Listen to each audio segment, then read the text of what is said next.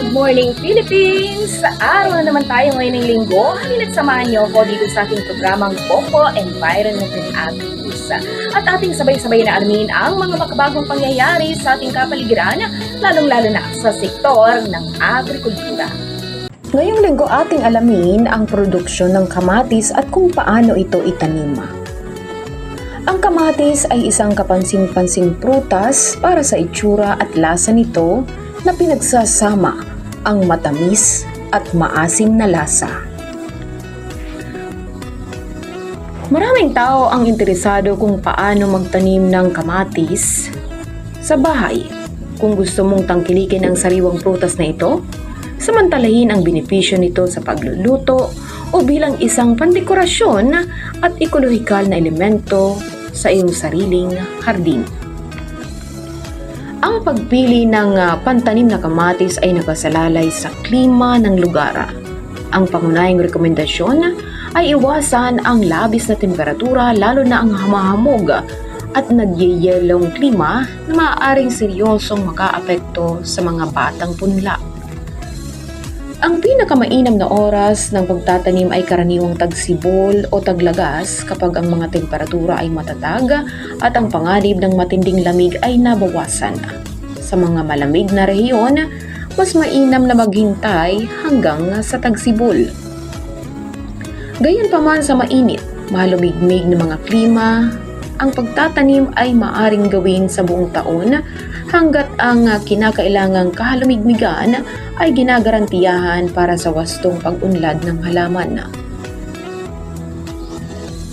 Mas gusto ng punong kamatis ang katamtamang temperatura, karaniwang nasa pagitan ng 15 degrees Celsius at 25 degrees Celsius. Sa unang taon ng buhay ng kamatis, ito ay lalo na nagiging sensitibo sa lamig, kaya mahalagang protektahan sila mula sa posibleng hamog na nagyayelo. Inirerekomenda na itanim ito sa mga lugar na may isang tiyak na antas ng kahalumigbigan sa kapaligiran, ngunit kung saan makakatanggap ng 6 hanggang 8 oras ng direktang sikat ng araw, araw-araw.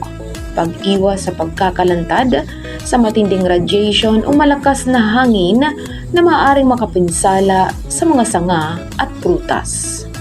Ang matagal na pagkakabilada sa mataas na radiation na walang proteksyon ay maaaring makapagpabagal sa paglaki nito. Sa mga kasong ito, mainam na gumamit ng shade nets upang mapanatili ang pag-unlad ng mga itinanim na kamatis. Upang maging matagumpay sa pagpapalaki ng puno ng kamatis, mahalaga na maghanda ng matabang lupa na may magandang organikong bagay. Mas gusto nito ang buhaghag na buhangin na may bahagyang pagka-acidic. Kung ang lupa ay napaka-compact, inirekomenda na ihalo ito sa buhangin upang mapabuti ang kapasidad ng pagpapatuyo nito. Ang kontribusyon ng compost, worm humus or organic fertilizer ay mahalaga sa oras ng pagtatanim.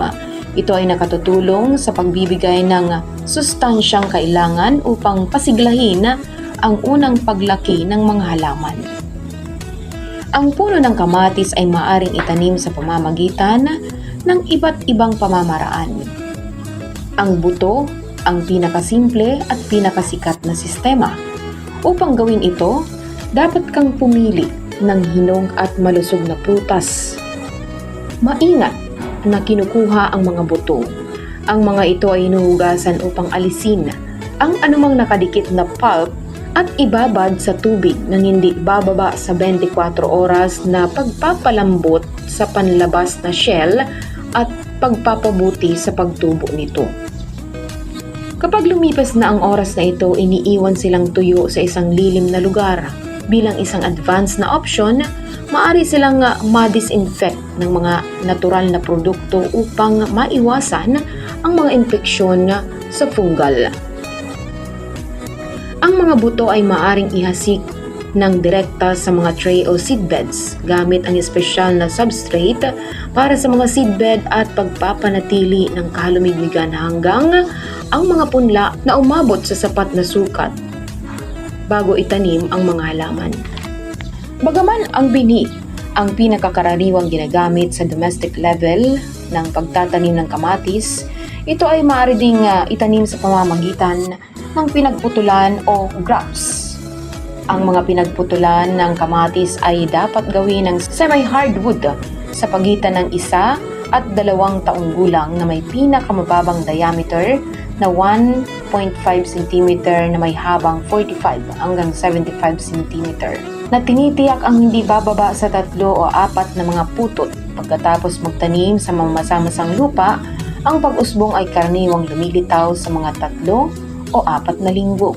Sa sandaling ang mga punla ay umabot na sa pagitan ng 15 to 30 cm ang taas, karaniwan ay 2 buwan pagkatapos ng pagtubo, ilipat sa kanilang huling lokasyon ang mga pananima. Inirekomenda na maganda ng mga butas na 2 beses ang laki ng root ball na may pinakamababang sukat na 50 by 50 cm at isang light layer ng well-decomposed organic fertilizer sa ibaba. Mahalagang mapanatili ang pinakamababang distansya ng 3 metro sa pagitan ng mga halaman upang maiwasan ang kompetisyon para sa mga sustansya at espasyo, lalo na kung ang ilang mga specimen ay itinatanim o malapit sa ibang mga puno ng prutas. Ang pruning ay mahalaga para sa kagalingan at pagiging produktibo ng puno ng kamatis. Karaniwang ginagawa ang pruning sa tagsibol pagkatapos lamang lumipas ang panganib ng hamog na nagyeyelo. Ang maagang pruning ay naghihikayat sa pagkahinog ng prutas, kung huli na, maaring mas matagal bago mahinog. Ang pagpuputol ng mga matitigas na sanga ay maaaring gawin gamit ang simpleng pruning shears. Ang kamatis ay hindi lamang isang madaling halamang lumago, ngunit nagbibigay ito ng maraming benepisyo sa kalusugan ng tao.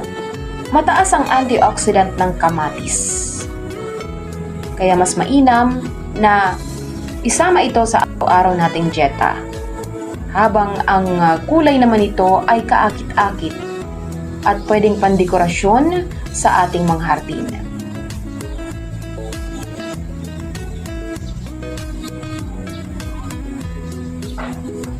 At dyan nagtatapos ang ating segment. Naway marami na naman tayong natutunan ngayong araw dito sa ating programa. Samahan niyo ulit ako sa susunod na linggo sa panibagong edisyon na naman ng ating segment. Ito pa rin ang inyong nakasama. Ito po si Bombo Marga Matus. This is Bombo Radio Philippines, the number 1 and most trusted source of news and information. Basta Radio. Bombo, good morning Philippines!